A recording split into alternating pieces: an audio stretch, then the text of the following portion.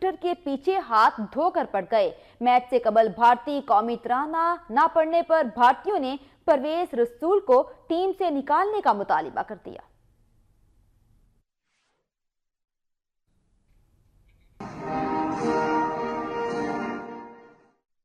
ये हैं 28 साला परवेज रसूल, जिनका ताल्लुक जम्मू कश्मीर से है। ये इस इलाके से टीम इंडिया की नुमाइंदगी करने वाले पहले क्रिकेटर हैं। कानपुर T20 में परवेज रसूल ने इस फॉर्मेट में भारत की जानिब से डेब्यू किया। मैच से कबल दोनों टीमों का कौमी तराना बजाया गया।